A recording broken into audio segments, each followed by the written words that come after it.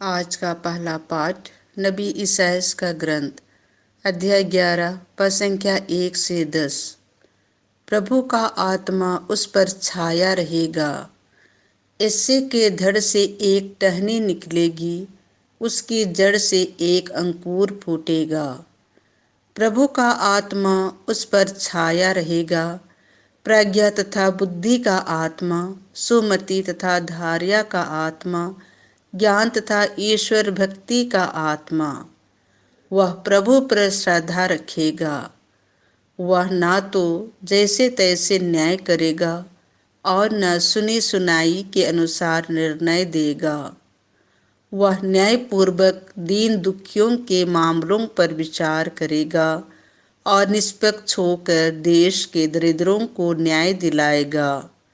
वह अपने शब्दों के डंडे से अत्याचारियों को मारेगा और अपने निर्णयों से कुकर्मियों का विनाश करेगा।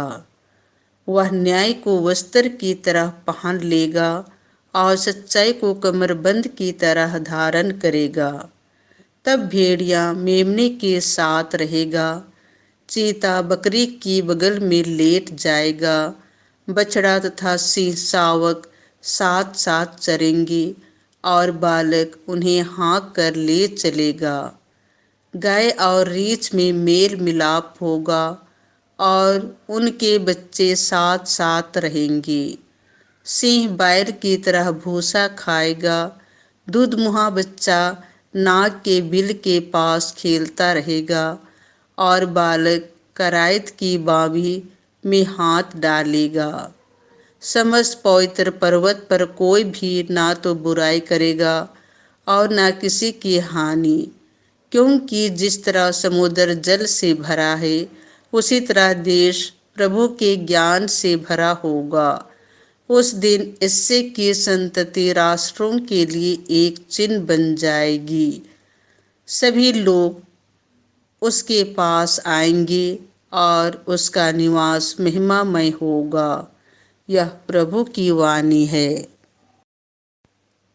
संत लूकास के अनुसार पवित्र सुसमाचार अध्याय 10 पद संख्या 21 से 24।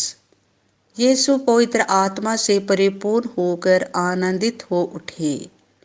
यीशु ने पवित्र आत्मा से परिपूर्ण होकर आनंद के आवेश में कहा, हे पिता, हे स्वर्ग और पृथ्वी के प्रभु, मैं तेरी स्तुति करता हूँ, क्योंकि तूने इन सब बातों को ज्ञानियों और समझदारों से छिपाकर मेरे बच्चों के लिए प्रकट किया है। हाँ पिता, यही तुझे अच्छा लगा। मेरे पिता ने मुझे सब कुछ सौंपा है।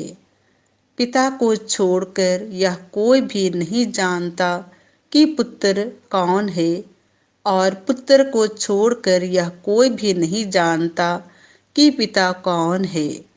केवल वही जानता है जिसके लिए पुत्र उसे प्रकट करने की कृपा करे।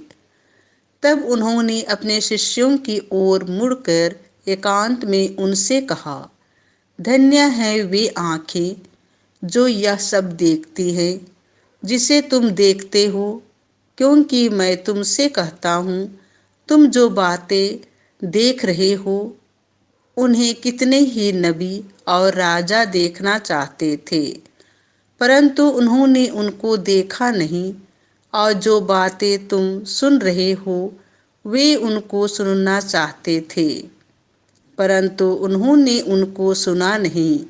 यह प्रभु का सुसमाचार है।